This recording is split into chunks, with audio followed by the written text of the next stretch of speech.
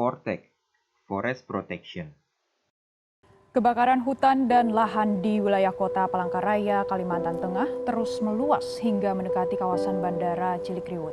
Total saat ini ada sekitar 6 daerah atau provinsi terdampak dengan level kondisi yang berbeda-beda. Riau, Jambi, Sumatera Selatan, Kalimantan Barat, Kalimantan Tengah, dan juga Kalimantan Selatan. Dikutip dari Mongabay, pada bulan September 2019, total lahan dan hutan terbakar di Indonesia hampir mencapai 900.000 hektar. Lebih dari 900.000 orang mengalami gangguan pernapasan, dan total kerugian ditaksir mencapai 72,95 triliun rupiah.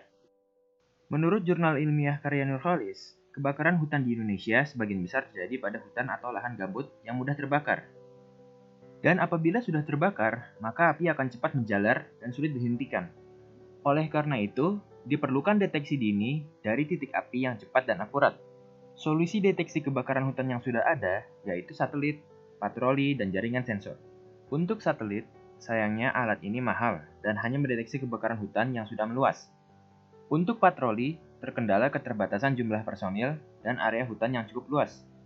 Selanjutnya ada jaringan sensor yang memiliki 3 keunggulan, yaitu tidak terkendala cuaca, perawatan mudah, dan mudah diperbanyak. Untuk jaringan sensor, ada alat dari WWF yang dapat mendeteksi kebakaran hutan melalui sensor.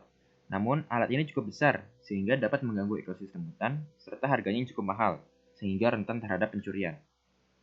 Oleh karena itu, kami dari tim PKMKC ITB berjudul Alat Pendeteksi Asap menggunakan sinyal radio bertenaga surya untuk mendeteksi kebakaran hutan yang beranggotakan Uswatun Hasanah, Rakai Erlans Fatahillah, dan Rafidian Noval Ramadan dengan dosen pendamping Dr. Teddy Setiawan yang ahli dalam bidang sensor dan penginderaan menawarkan solusi alat yang bernama Forest Protection, disingkat Vortex.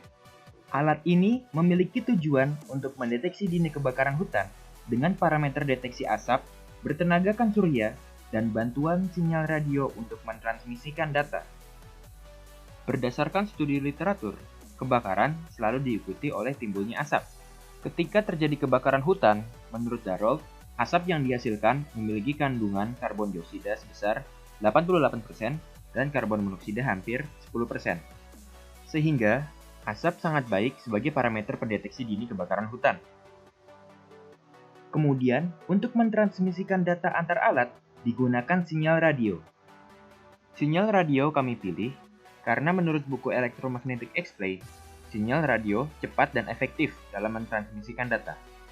Hal ini terbukti dalam penggunaan HT, stasiun radio, dan telepon genggam. Vortex memiliki tinggi 95 mm serta panjang dan lebar 170 mm. Casing alat menggunakan bahan dasar plastik polyether ester keton yang kokoh dan tahan terhadap suhu tinggi. Berdasarkan hasil pengujian tarik pada berbagai suhu, didapat kekuatan material dari plastik ini rata-rata lebih kuat dari akrilik dan botol plastik PET. Plastik ini juga sering digunakan pada mesin pesawat karena kekuatan dan ketahanannya tersebut. Dari sensor-sensor yang ada, kami memilih sensor MQ135 dibanding sensor-sensor lain, karena sensor ini dapat mendeteksi gas karbon dioksida dan gas karbon monoksida secara akurat dibanding sensor lain. Jika alat nantinya direalisasikan, akan dilakukan uji yang meliputi uji ketahanan, uji temperatur, uji komunikasi antar alat, uji ketahanan baterai, dan uji sensor. Tahapan ini dilakukan untuk memastikan alat nantinya dapat bekerja dengan baik. Alat terdiri dari 4 bagian utama, yaitu panel surya, sensor, transceiver, dan microcontroller. Sumber energi dari alat didapat dari panel surya yang disimpan dengan baterai lithium 3,7 volt. Terdapat charging shield dan adaptor untuk mengatur pengisian daya dan voltase alat. Untuk pendeteksi asap digunakan sensor MQ135 yang dapat mendeteksi karbon monoksida dan karbon dioksida. Untuk transmisi data menggunakan transceiver NRF 24 L01 2,4 GHz dengan radius maksimal 100 meter. Seluruh perangkat dikendalikan oleh microcontroller Arduino Uno R3. Pada alat petugas akan ada receiver yang memiliki fitur untuk memberitahu lokasi dan waktu dari kebakaran. serta sirine sebagai pertanda telah terjadi kebakaran di suatu titik. Pertama, tentukan lokasi penempatan alat. Hal yang dipertimbangkan adalah radius maksimal transceiver sebesar 100 meter. Kemudian, cukup mendapat sinar matahari dan terletak pada permukaan yang cukup kering. Semakin banyak alat, semakin luas daerah yang terjangkau. Ketika terjadi kebakaran, vortex terdekat akan mendeteksi adanya asap dan segera mengirimkan koordinat posisi alat pertama berupa sinyal radio pada alat lainnya, hingga mencapai alat vortex pusat yang berada dalam pengawasan petugas kehutanan. Petugas dapat segera menangani titik api dan perluasan kebakaran hutan dan lahan pun dapat tercegah.